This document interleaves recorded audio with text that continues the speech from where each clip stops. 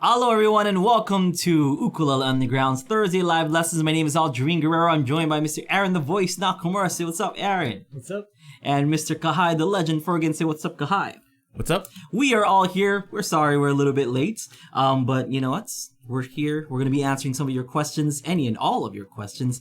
We get questions that are brought in from our website, the Ukulele Underground Plus website, or we get it from our Ukulele Underground Plus forum, or if we get it from our emails, or we are live in the live chat right now, so you guys can type in your questions. We will answer them to our best ability. I'll try to answer them as best as I can, and then Aaron and Kahai will chime in with their 2 cents, trying to create the best answer possible for you folks. All right. So we are also, we are live. We have the live video right now going on UU Plus, but we are also on your, on some of your ears right now. So this is a podcast for some of you folks. So thank you so much for downloading us as a podcast and letting us tickle your ears with our banter and our ukulele knowledge. You're just coming up with like the best phrases recently, right? Like, because you said like, hey, if you want daddy to take it, it's like, no, I don't want. No. Okay, I've been a dad for 9 months now, so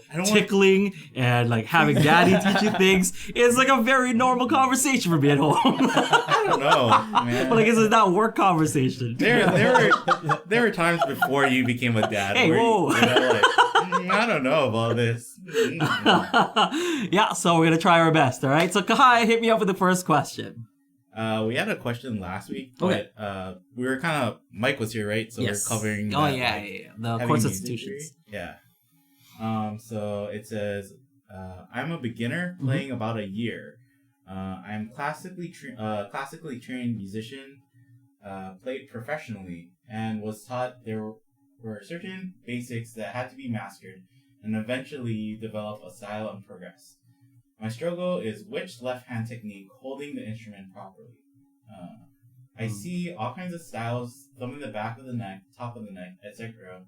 I realize that one needs to be flexible, but it's difficult for me just watching the videos as to where to really start. In addition, what is the proper starting angle, distance of the neck from your body?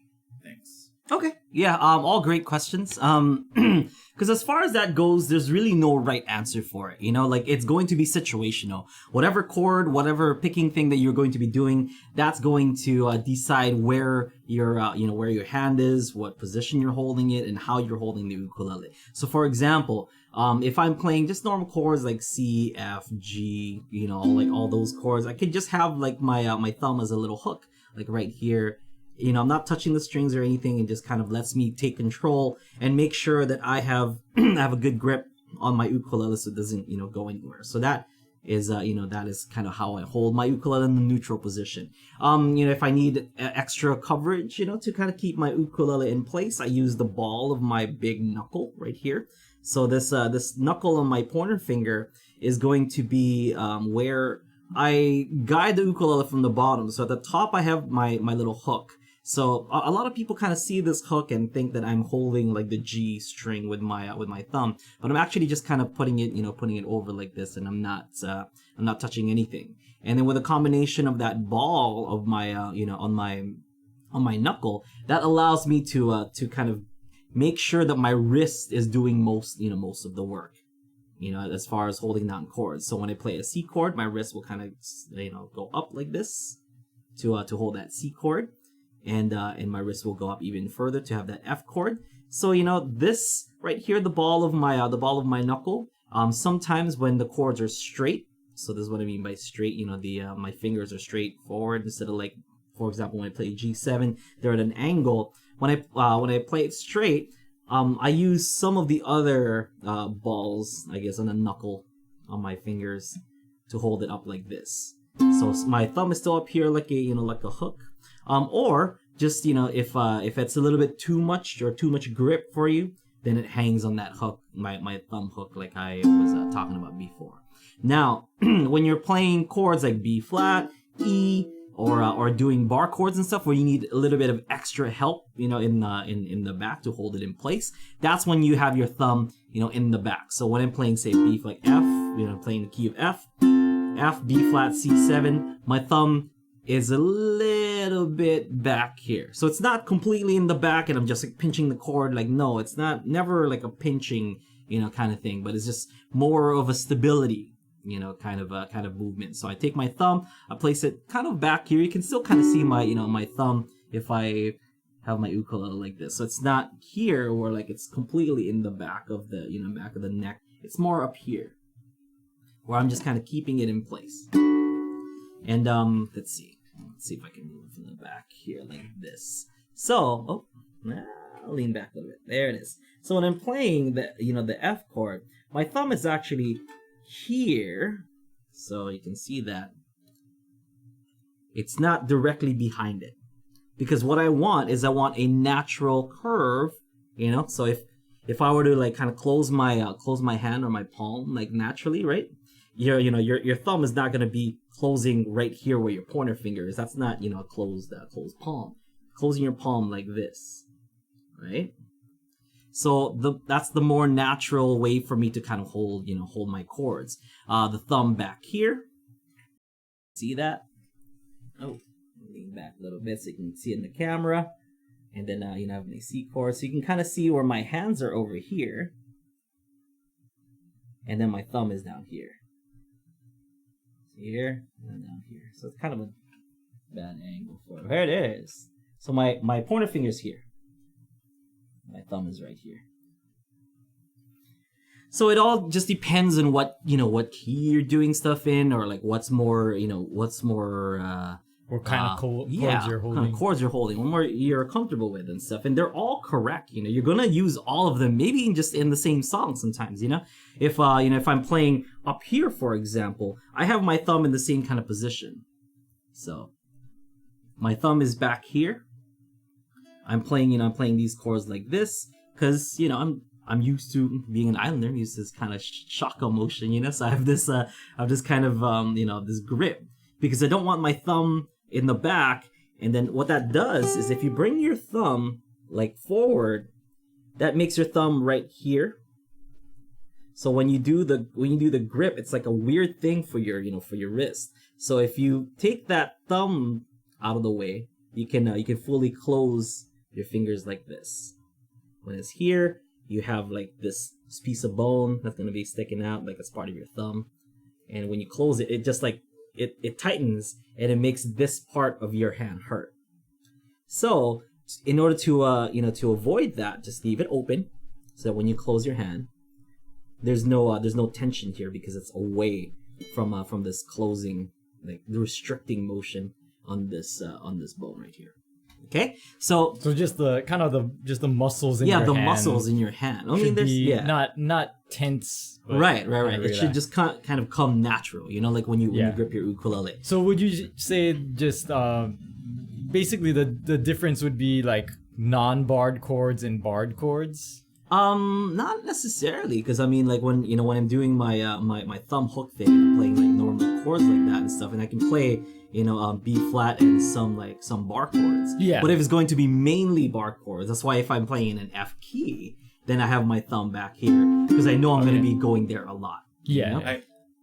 I feel like that's kind of like the thing that like that's what causes beginners the most trouble, is that they get into like a mode of like, this is how I play chords, and that they just keep their hands stationary, right? And then when they go to like a chord that they're not familiar with, or they're like, I have such a hard time with this chord, it's because like, you're still using the same kind of like, whether you realize your fingers are different, but your hand position is still the same. Like it's gonna be different between like if you hold the E chord and if you hold the C chord, right? But they're trying to still hold the C chord, but hold the strings that make up the E chord, and so it's like, that's why you're struggling. And then like, I know like for like one-on-one coaching and for private lessons, like they come in and they ask you like, why is this chord giving me such a hard time, right? Yeah. And usually like that takes like 5 minutes because you can see right away. Like, it's like, okay, well, you're holding it like this, that's what's causing it to hurt, or you're holding it this way and that's what's causing your fingers to not bend like how they're supposed to, and your fingers will bend if they're if they're comfortable. Like your fingers won't bend if you're trying to like force them to bend in a way that they're not used to. That's when you get problems. And that's why I understand when people are saying, oh, I have a hard time with, say, like the E chord. Because your fingers are not meant to bend backwards, like this. So I understand that. But when it's stuff like G, G7, F, there's always, a way to hold that chord to make it a lot easier, because it's going to be a natural way to hold the chord. If you're playing F chord, if you take it off, I do this a lot in in Songs Made Easy. But if you take off your fretboard from that, it just looks like a normal hand position, Your G looks like a normal hand position. It just looks like a shaka, to me, like, because there's that G chord. And, like F, even B flat. But then, like, when I'm playing E, like, there's no way I can hold my E, like, in a natural way, without my fretboard. I'm going to need to use my fretboard to push that E chord down like this. So I understand why that would be a little bit difficult for people who are not used to or comfortable with their ukulele or their fretboards yet. But everything else, if you hold it in a good position, like, it should come out kind of easy, I'm not saying that, like, all chords are easy or whatever, but it shouldn't be, like, it shouldn't hurt, it shouldn't be, like, too bad. And it really is hard. Like, I think people also see, like, oh, this is the easy way, or, like, this is the way you should be holding chords or stuff online, right? Like, you see kind of headlines or, like, videos with titles. Clickbait titles. Yeah, and then it's like, people are like, oh, so that's the way I should be doing it. Yeah. But it's, for chords especially, it's really hard, because it really is like a chord by chord basis. Yeah, it is. Well, I mean, that works. The whole, like, this one trick will help you play ukulele a lot better. It's because you're playing the same key. Like, a lot of the videos out there are, like, just in the key of C. So if you're just in the key of C, like, if you hold it one way, it'll work, every single time you're playing in C, for example. But you change keys, that's not gonna work. That one simple trick or whatever that's, like, gonna help you play ukulele better, there's really not. There's just so many ways to hold your U. I compare a lot of ukulele techniques to tennis, and that's, when I say, like, if you have good form, then everything should kind of, follow. This is another one of the comparisons I make to tennis, because your grip on your left hand, if you guys have played tennis before, this should sound familiar. It's, like, basically the same way that you would grip your racket. There's not one grip that's gonna help you, like, hit every single ball. You're gonna have to change the grip, change the angle, on the racket face, so that you can hit the ball correctly. Same thing with your ukulele. There's not one grip that's gonna rule them all, that you're gonna just use for every little thing. The grip is gonna constantly change as you play the song, or as you get better, at playing the ukulele. You're gonna find different ways to hold your ukulele that will make playing it a lot easier, a lot better. It seems counterintuitive, and we actually, like, for Songs Made Easy, we show you kind of, like, ways to get from one chord to the next, right? Like, and by using, like, anchor points and stuff like that. Yeah. But, like, actually, like, probably one of the techniques that it's good to learn when you're starting off, and it'll carry on later, is letting go of the fretboard every time you change a chord, right? Like, releasing. Yeah. Because when you do that, it forces you to re-grip the fretboard in the way that, or it should force you to re-grip that chord. Yeah, for the next chord. For the next chord. Yeah. It is one of those things, though, where it's, like, hard, because it's also a timing thing, like, that you really gotta practice. But it is, like, it's so hard. Like, I wish, I tell beginners, like, I wish I could make this easier for you. I wish I was right there holding your hand and, like, positioning your wrists and your fingers and stuff. Or I wish I could tell you, like, this is the one trick that... for everything.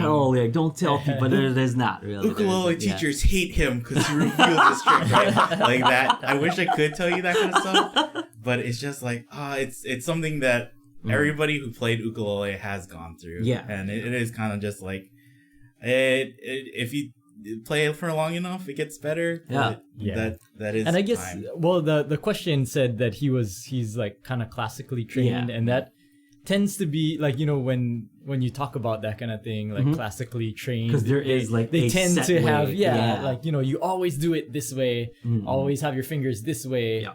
And even with like classical guitar, right? They always say like, hold it this certain way all the time. But ukulele is a little bit different just because of the like less kind of formal kind of presentation of yes, ukulele. yes. So And I think it has a lot to do with with the size too. With the guitar, like your fingers or your hand can't close, like on the fretboard of a guitar. Maybe some guys with massive hands can and stuff, but with the ukulele it can. So it's doing a lot of this like close open kind of movement, with your ukulele. But with the guitar, it's a lot of like fingers going up and down, or like going off and on your fretboard. Whereas the ukulele is a lot of this like with the wrist and with the whole palm, the kind of open closing. Yeah, and kind of like with I guess with like the piano or classical guitar, you're always going to be sitting. Mm-hmm. You're always going to have your instrument in a certain position. Yeah. But with ukulele, like you could be sitting, you could be standing, you could be talking to somebody else, or just carrying it around and just having it. So I think I think for classical musicians, like there's been like studies, or like there's been like where they kind of watch classical musicians play, and then they break down like what they're doing, and like in the videos they see like, oh, they're obviously not following their own rules, like they are like breaking the rules to do certain techniques, or to reach certain things, or to be able to do stuff. But I think in that, when you're classically trained, they start you off with like, here's the rules, right? Follow the rules. Like, make sure you're always doing this, make sure you're doing this. Like with piano, I know it's like, oh, keep your back straight, keep your arms like this. But like, how much piano players do you see like sitting with that posture, right? Yeah, that's like, true. That's true. Yeah. I mean, with the ukulele, like it's like what Aaron was saying. It's so like surfer, it's got that kind of surfer feel to it. Yeah. That, or just even watch like any professional ukulele players play, and then carefully watch like how they're holding, like their neck and stuff. Jake, James, Calais, Taimane, like none of those guys, like, or and girls, will just keep their hand in one position. Yeah, and it'll change position every time depending what they're doing, with their ukulele. Oh, so Alan, I guess Alan, who asked this question, is in the chat, and he said that he played oboe. Okay. And went to Juilliard and everything. So Alan went to Juilliard? Alan, Different Alan. The person who asked this okay, question. now Facet. I was like, No. I didn't know Alan Facet went to Juilliard, that guy. Alan does. Okay, yeah. So yeah, there is, there are like, I guess in the classical world and stuff, like a way, like the definitive way with to the like oboe, kind of hold like it. all your fingers are gonna be kind of in the same positions always, right? It's true. Yeah, I played clarinet for years, and it's like your fingers always each there. finger Yeah, kind of has its little position. Yeah. With the ukulele, it's a little less formal. You're gonna move a lot because you're moving your fingers in a bunch of different ways, and sometimes your fingers are not used to holding it that way, so you kind of have to change your grip. But it's kind of like tennis.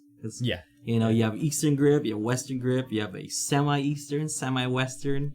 And, there's like all these different grips on how to, because if you hold your racket, say for example, like if you're, let's say, to pick it up from the ground, right? I don't know, I forget what grip that is. I'm not a good tennis player. You're just familiar with tennis. I'm just familiar with tennis, and that's a grip and stuff. But if you think about it, if you're gonna hit the ball, like if it's coming straight at you and you want like the racket face to go straight with the ball, you're gonna have to like twist your wrist this way, or you could just change your grip on that racket and then like hit it normally. So same thing, like instead of me like twisting my whole forearm so that it's like facing the racket face the right way, I'm not gonna do that with my ukulele. Like if I'm gonna hold a B flat and my thumb's up here, then it's gonna do these weird motions. Instead, I'll just take my thumb and place down here and play that B flat chord. Yeah. So it's based off of kind of comfort, right? Because although you can hit it that way, if you want to, you can play the B flat, with your thumb up here. But there's one that's going to be there's a better grip for it. It's so hard. Like whenever people ask these kinds of things and they want like a very definitive answer, right? And because like I feel like even if you watch somebody at the beginning of their show and you watch them at the end of the show, their grip is gonna be different. Like it's just like, oh, I'm feeling a little tired, so I decided to switch up my grip and I'm playing like a little bit. It's maybe it's not as clean or this, and it really does. It does adjust. It's so hard to explain like how every little thing. If you're standing, if you're sitting, you know, it's just there's so many different factors that go into it. So I think the best advice is just like try to be loose and try to just adapt like as best as you can. Oh, what was the last part of his question? Because he had like that one something about distance. The angle. He was asking about the angle. I think. Oh, so I guess. Your ukulele and stuff like that also is kind of informal. Some people, you know, like it full on, like, you know, against their body, even like maybe this. just like the that angle. Yeah. That okay. Kind of yeah. All this stuff. That's all either situational or your own kind of comfort zone and stuff. And I know like people don't like hearing that answer, but that honestly is because when I used to play, you know, like I used to play more like this when I used to kind of just start out and stuff, like higher up here, and then I would kind of play my ukulele that way. And it's, you know, it's what they tell you to do, like to kind of hold it with this part of your forearm, hold it against your body, and that's what keeps it up. But then like, you know, eventually like I got kind of lazy and it just got like lower and lower and lower, and I guess, you know, now it's being held by my thigh here, and I can just kind of play it. Because back then, even if I was sitting down, I would still kind of play it like this. Yeah, so higher on your stomach instead of like right on your stomach. Yeah, and this is maybe like a 45 degree, you know. From your body? Like from my body. So if this right here is 0, and like this is 0, like your shoulders. My shoulder is 0. It's about like 45, because this would be maybe not even 45. It's like 35 maybe. Yeah. Because this would be 90 like straight. So this might be like 30, 35. Mm-hmm. So that's kind of where I have. Yeah, but that's all just degrees. Approximate, right? Yeah, because I mean like.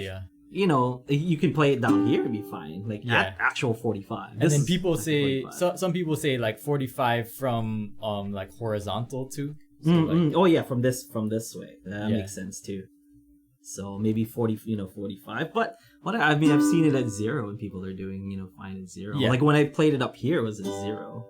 Instead of like 40, I didn't like play it up here, and then like the ukulele was like above my head kind of thing, I didn't play it like that. Yeah. So if it's kind of based off of comfort. It is. So now now that we're kind of explaining it, like, well, if you held it like this, it would just look kind of silly, you know. Like if you're holding it the traditional way like this, it'll be at 0, or maybe just 10, maybe like very very slight. And if you hold it like this at 45, which most people will tell you, then you're kind of looking like this, and you don't see people playing ukulele like. Well, you do see some. I know, but I've never been to a Jake concert or a James Hill concert or anything like that. Was that? Yeah. Well, like that's the thing is like the lower angle you hold it, it's not harder, and it'll be different for everybody, but it is generally like harder to play higher frets because you're twisting you're kind of creaking your wrist at a harder angle to down. Yeah. Like so, like what classical guitarists do, right? Is they push it up. Yeah, so it's like kind of, I guess so, like about comfortable down here. Yeah, but then it definitely is like with the lower frets, it is comfortable to kind of like it's okay to hold it high, but if you're holding it ridiculously high, you're kind of like creating another bend in your wrist. Yeah, true.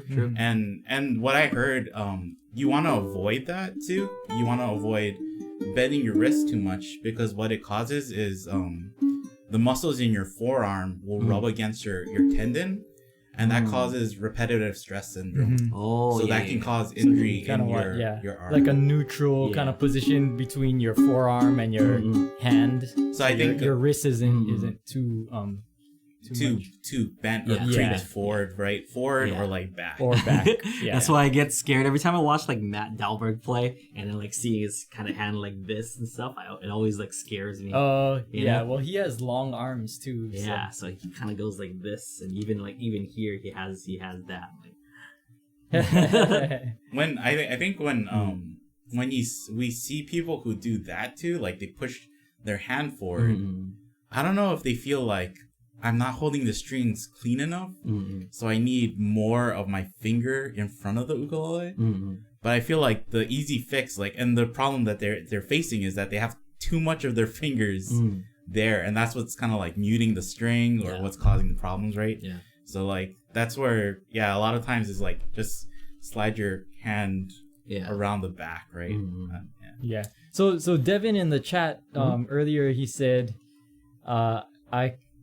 I kind of have that problem because I'm looking for the lazy way to do things, and sometimes that's a good thing actually, because you wanna be comfortable. You know, yeah, like you if wanna you're be lazy, you want to be comfortable. comfortable. You wanna Or it's I know we also talk like you say like I do it this way because it's like efficient, right? Yeah. Like you do wanna like if you can, you wanna that's why you wanna like push or use as little force as you need to, right? Because when you push down on the strings, when you add more, it's not like making your strings it's not gonna make it sound yeah. better. Yeah. So Devin also said that too. I still find myself pushing fairly hard on certain bar chords, and he thinks that maybe his strings are too high, like the action is too high. But I don't know, like what's your as far as pushing too hard on chords. Well, we've covered it before, where like you take your forearm and stuff, and you kind of like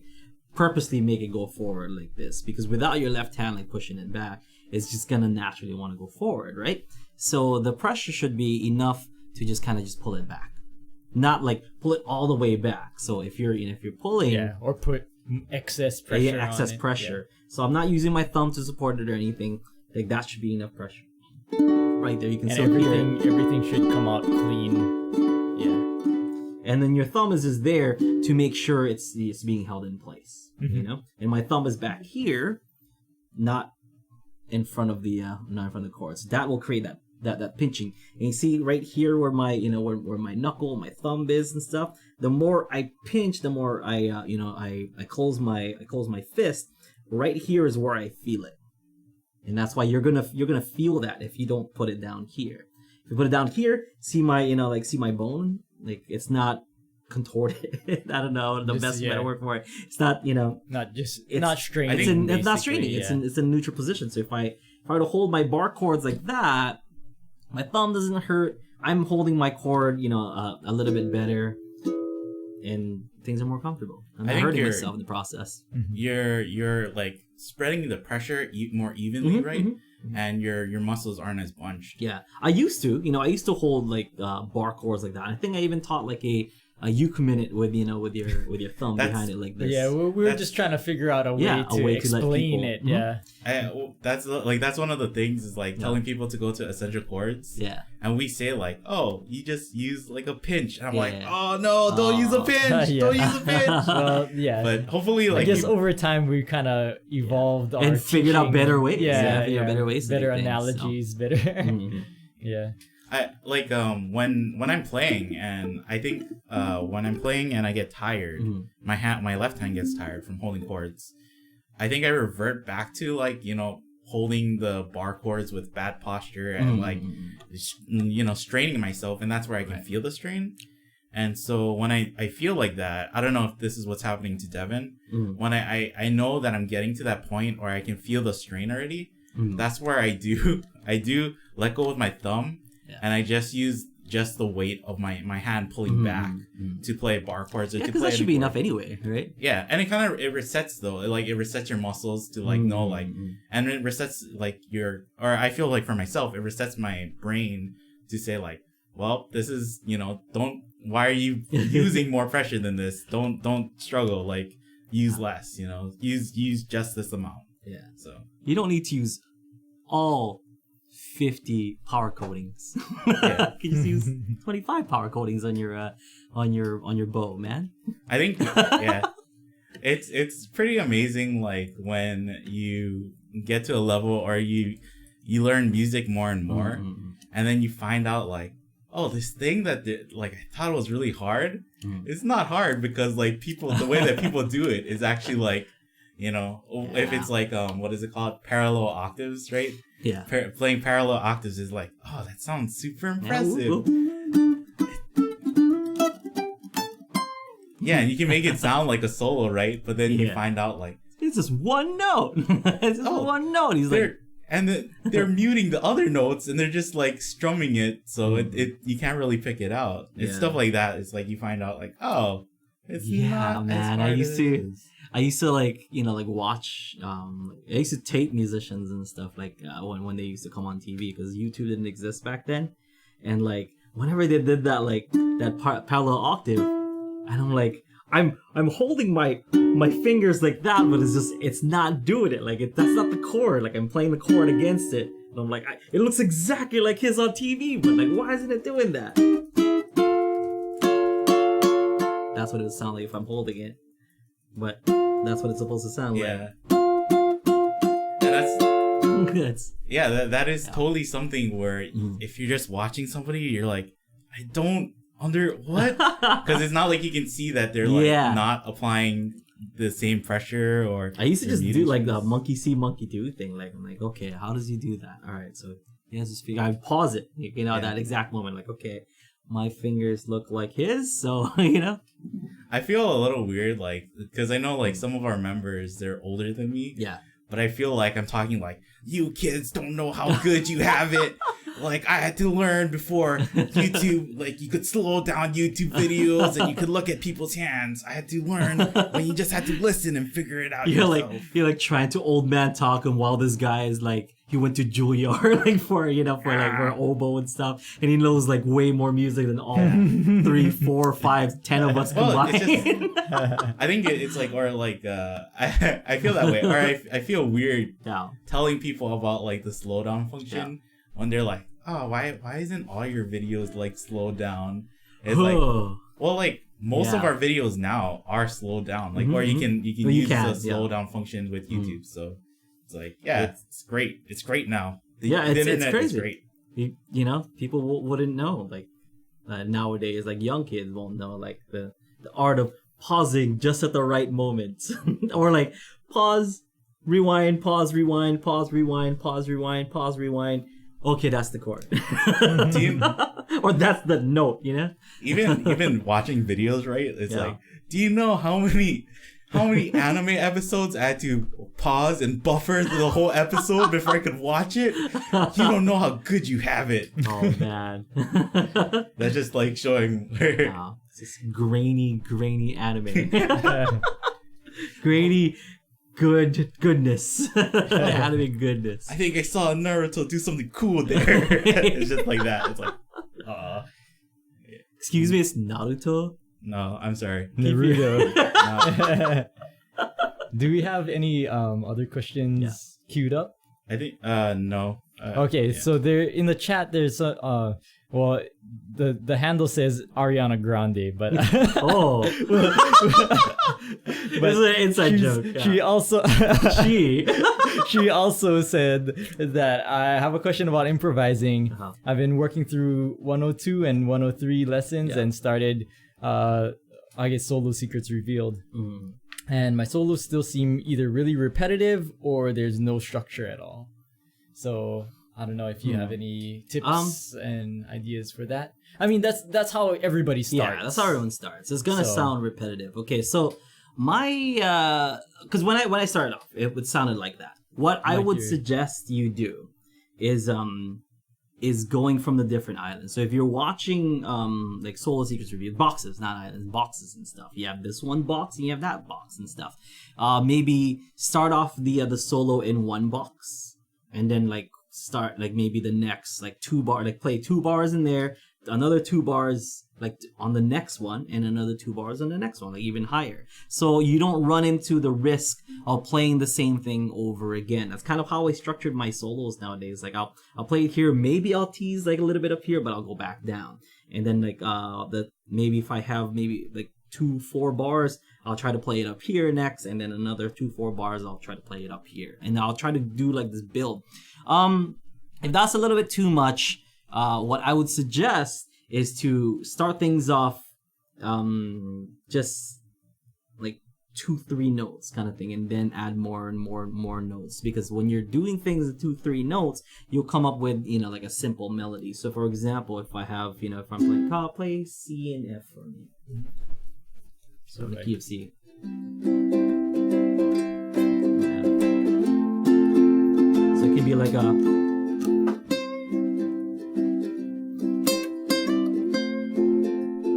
notes, and then I can build up on that a little bit.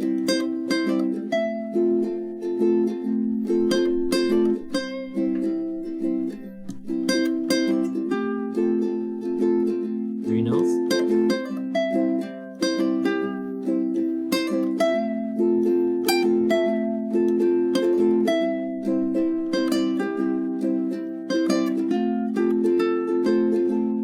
what I mean? Like I just started out with those two and then kept adding and adding and adding. Another thing that you can do, don't put it away yet. Another thing you can do is you can add technique. Like after, maybe the first 2 bars, like just do it normal and then add technique after this. Go ahead.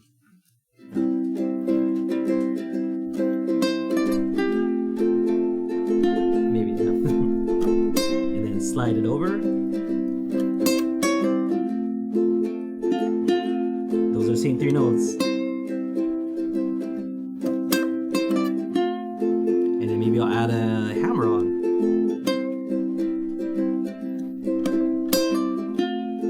Or it already kind of changed a little bit, so I go back to that. Maybe bend.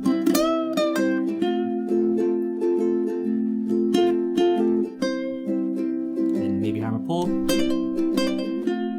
So it always makes it different when you add some technique into it. So it's the same 3 notes.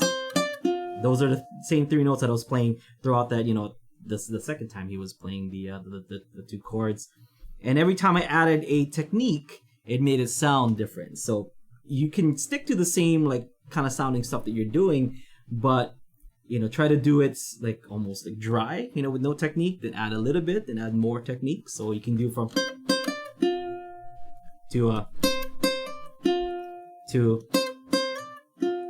to half slide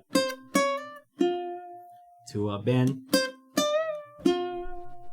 They all sound different, and those are just 3 notes. So imagine if you added a 4th note or if you added a 5th note. So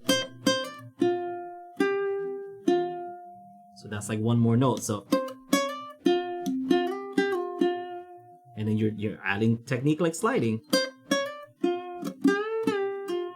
You're adding adding those bends. Maybe add hammer-ons.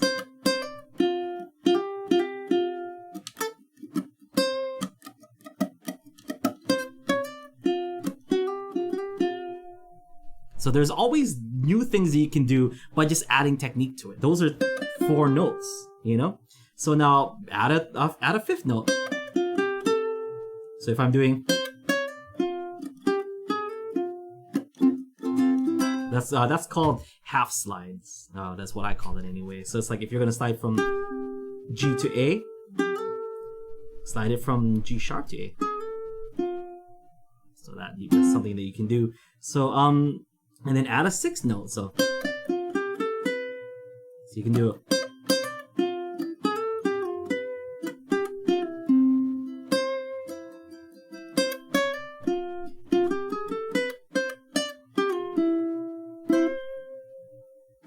And it just completely changes the whole thing. So that's what I would suggest you do. And I would suggest playing 2 chords. Like just record yourself playing C and F for like 5 minutes straight or something. Like I know it's gonna be brutal, those 5 minutes trying to record it, but once you have it recorded, it's done forever. And you can play it back and just like how I was doing, just improvise and just kind of make stuff up.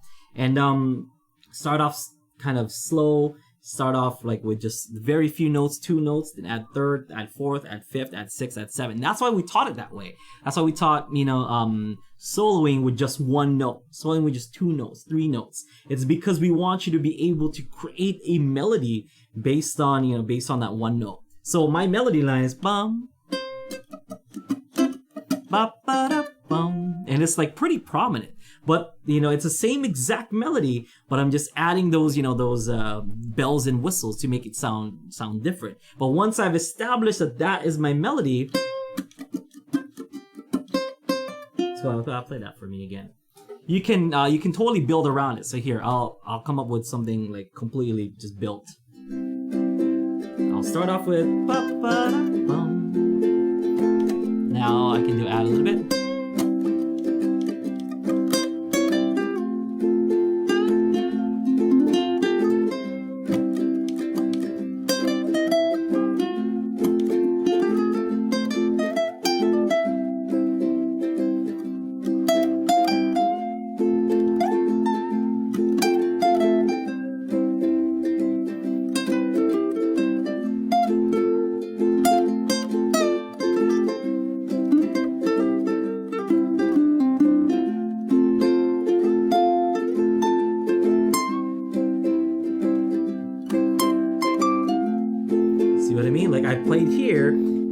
to the next box, and then to the next box.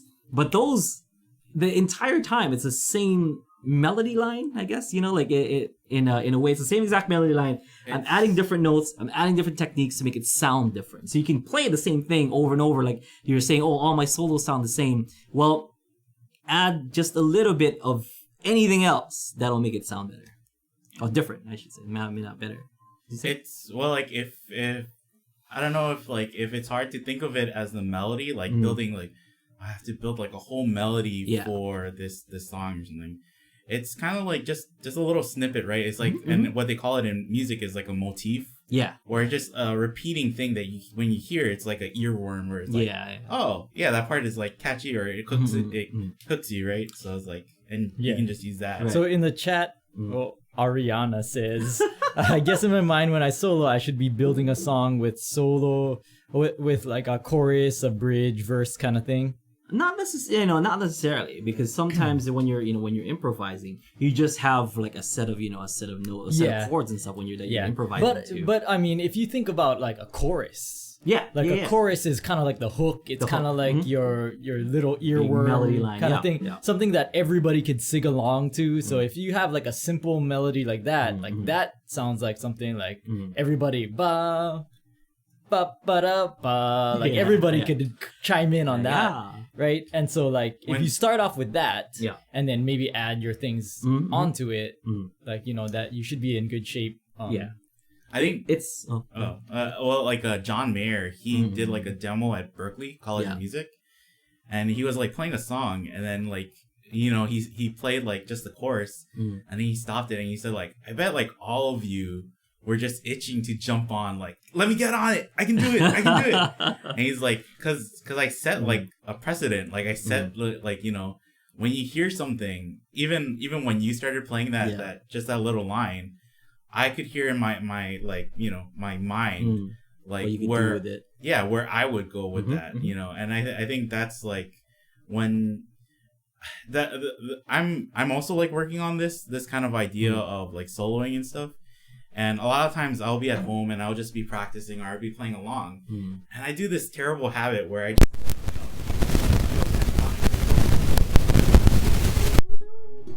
do. And then like I'm like whenever I do that though, I'm like I gotta stop doing that, because like I think that's what sounds repetitive. It doesn't. It's not clear and it's not definitive and it's not purposeful. It's just like it is kind of just it's like a go-to. It's like a little fill that you can. It's okay to use, but like that's where it's like if you keep using that, then it's like just pretty obvious. Like that's you're just doing so it again. Going back to what we were talking about, like you could do that same exact thing, but this time don't bend it. Like just maybe slide it. It'll sound better. So I think what you said, like limiting yourself to notes, because like we learn the way that a lot of music is taught is you're taught scales, right? And you're taught the blues scale, and then you're like, you mean I can play any of these notes on it? Yeah, there's so many notes. And do them all. But then people just worry about like, I've got to play all this. I got to play the scale like as fast as I can and cram those notes in. You watch guys like B.B. King and stuff. They're not like ripping it up, They're just making that 1, 2, 3 notes like really come alive and really sing. Like that's the kind of putting the emotion into it. Exactly, because with the you're gonna like remember that. Even after I play it, you're like, hey, that was a good solo. But if I start off like, there's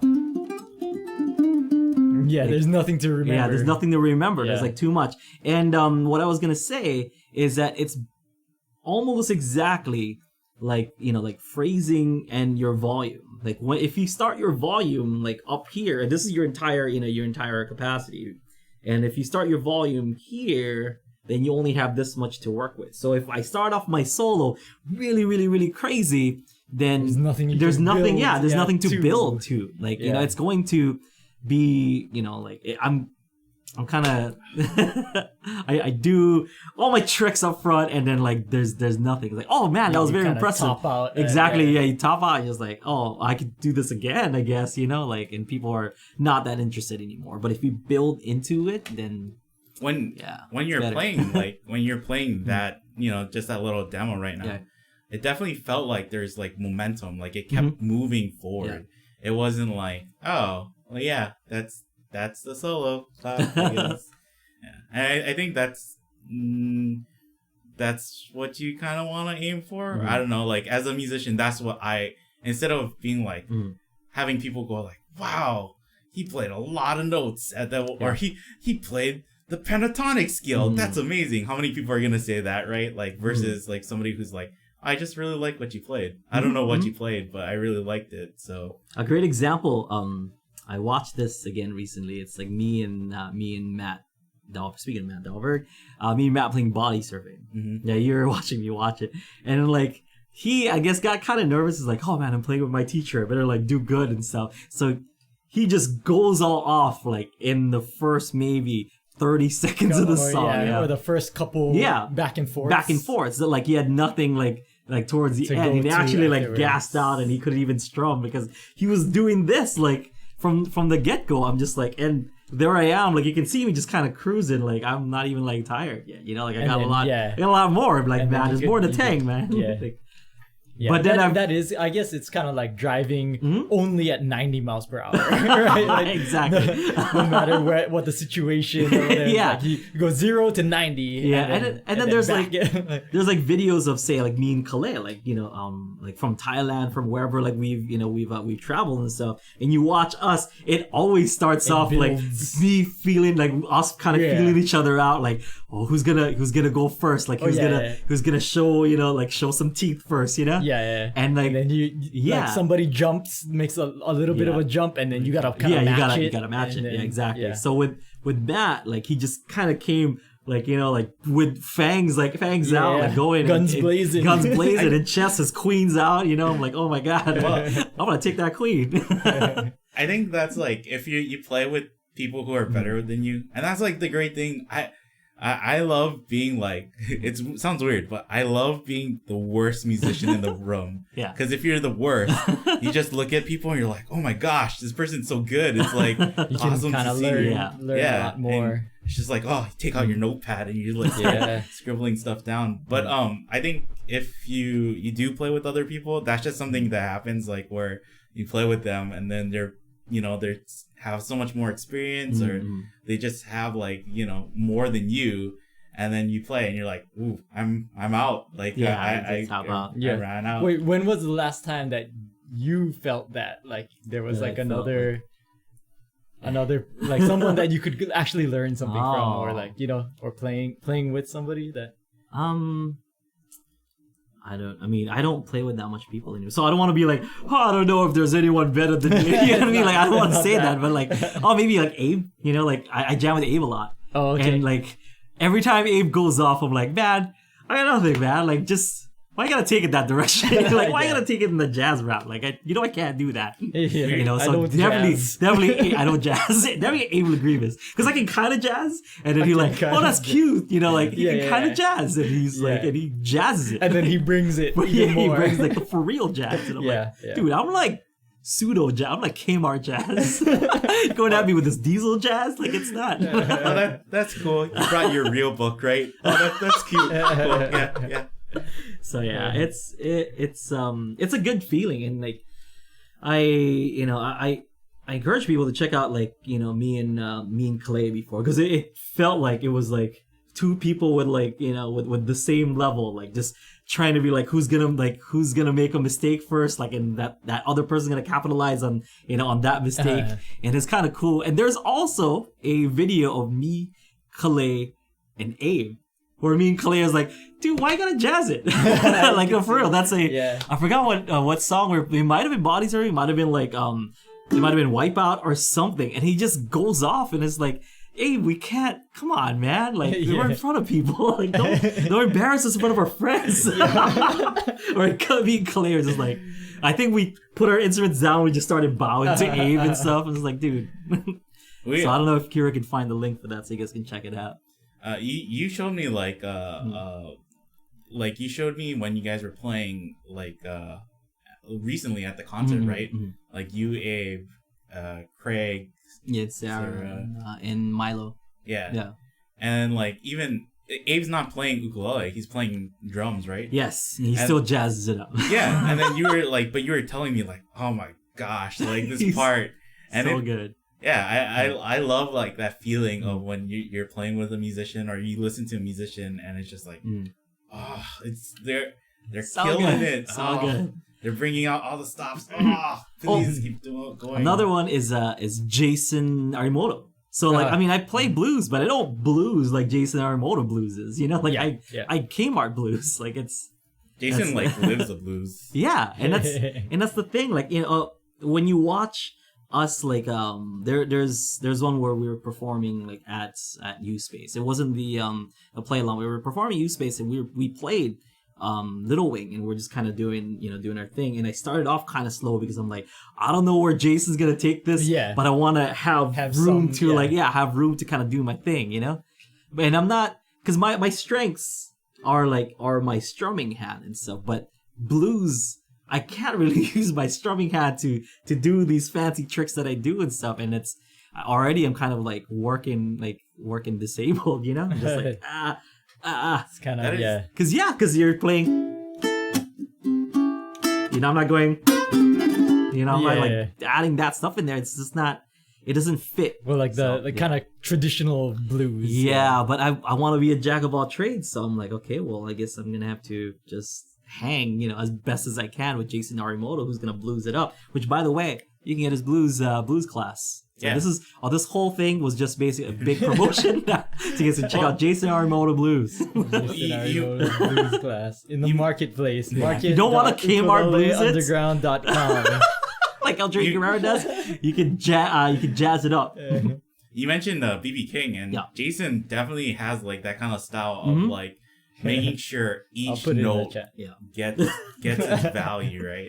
It's like so good. I'm sure people knows where the link and where they can find Jason Arimoto. I think that was like the thing. We filmed his class, and it's like me, you, Aaron, and Patrice, and we're just standing there. And Patrice is like doing something else, right?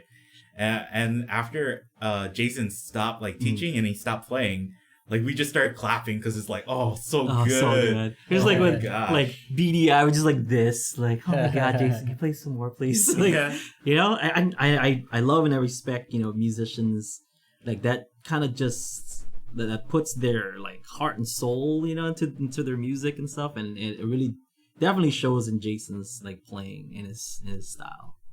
It's good. It's really good. So is Abe, you know, like Abe's like, oh, let me play your uke when we were playing at the Hawaii Theater this house. I'm like, oh, can I try your uke? I'm like, okay, cool. Only if you play Spain. I was like, only if you play Spain first, and you play whatever you want. And he played Spain.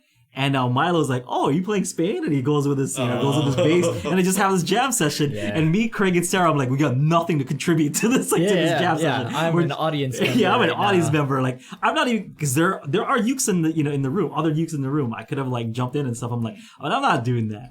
I'm not gonna go in the sharks are. You know, don't swim with the sharks swim.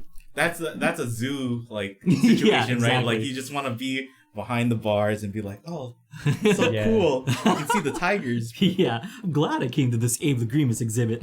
Even there was that one time we did a master class with Imua Garza. Yes. And so me and Clay, we just fanboying out on the side. There was even one time, it was after we stopped shooting. Yeah. And he started playing something. I forget what it was.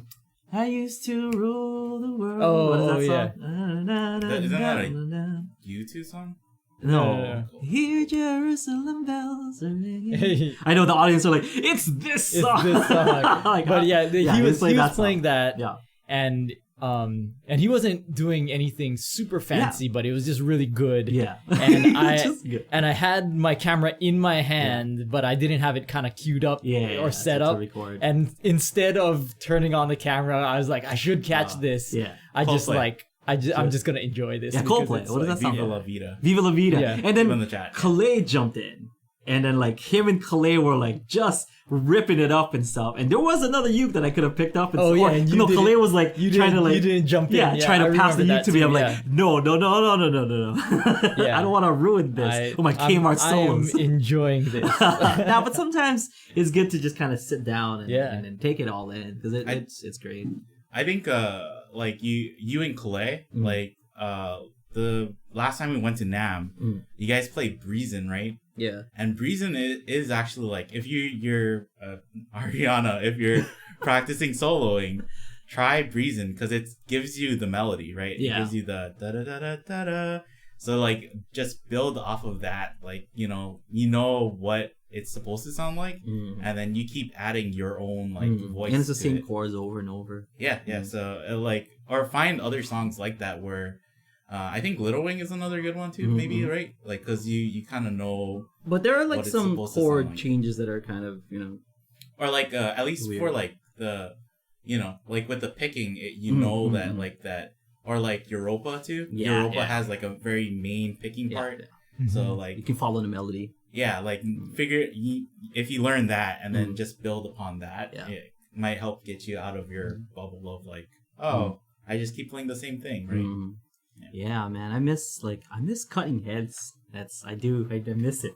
I miss just like cutting heads with somebody that's like really good. I had to do something with something else, but I started watching the duels videos. Yeah. And I kind of just like stopped doing stuff and I just started watching duels because it's like it's so cool to see like two proficient musicians like playing with each other. And like the one that I was watching was you and Kyle, right? Okay, yeah. And you and Kyle have like, you guys kind of have I don't know, like you guys know how you guys play, and so guys can kind of feed off of each other, and to see that like live is cool. It's because I grew up in the streets, guy. Yeah. No Juilliard training. That's probably why I don't know chord substitutions. But I mean, I'll like play them, I guess. Like I didn't know I was doing tritones. Yeah. When I was doing that, but grew up in the streets, buddy. Yeah. Grew up in the Straight edge music streets. I grew up in Manila. It's kind of it's a streets-ish. There's a street there. There is one street on Kauai going all the way through Kauai, so I guess you can say you grew up on the street. The street. Okay, we got to end it now. Or is there another question that you want? So there might be like one question that you can answer. Okay. Speaking of hanging back, this is from Yoda. Speaking of hanging back, is it just a timing thing? Like, What do you mean timing? I don't know if he's talking about like when you kind of play like blues and you gotta hang back. Is it? No. What I meant by that is, when Jason Armoto is playing the blues, I kind of just I sit back and I just kind of play the chords and let him do his thing, and then I'll do just a little bit because I'm not able to match that, like that level or that energy, but I'll do whatever I can to to make the song not suck, I guess, because it's like he pulls out this really amazing solo and I'm just like going through the I'm not just doing that, like I'm actually doing like some melodic stuff, but then nothing too fancy, just I kind of sit back and let Jason kind of do his thing. That's what I meant by that.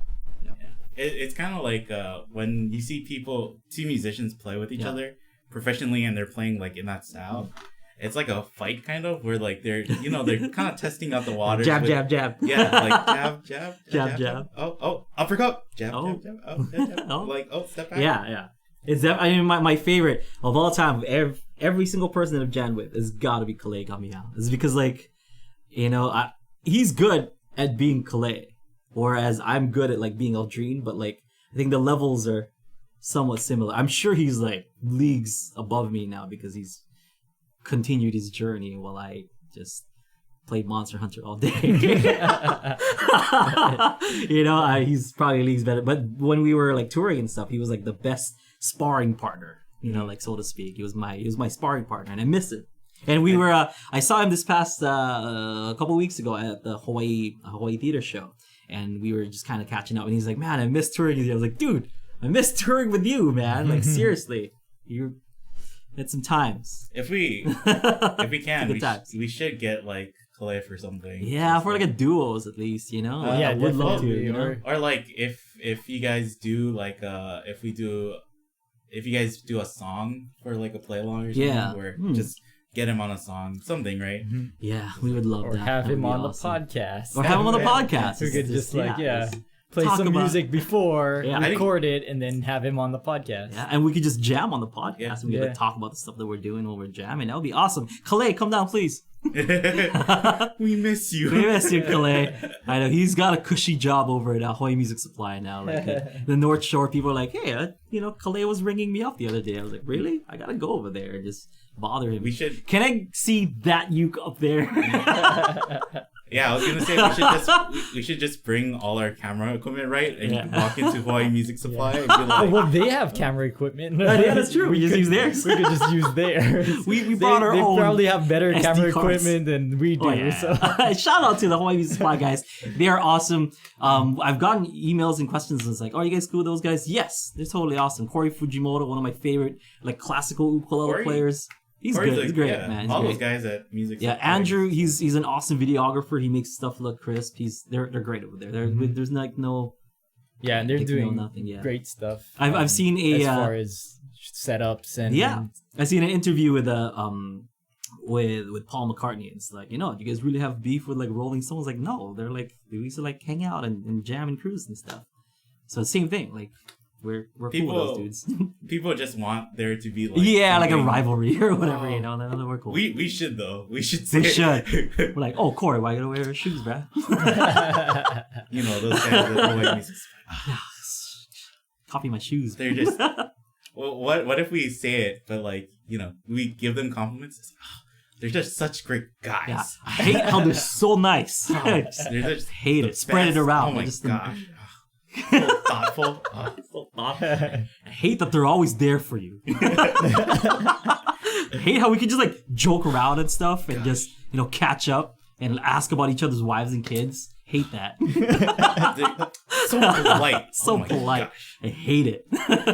All right, guys. Well, thank you so much for watching Thursday Live Lessons here on ukuleleunderground.com. Thank you so much for signing for UU Plus and watching the Thursday Live Lesson. And thank you so much for downloading this podcast if you're downloading it and listening to it in your earbuds. Some sweet, sweet kahai voice goodness. I was like, something. something.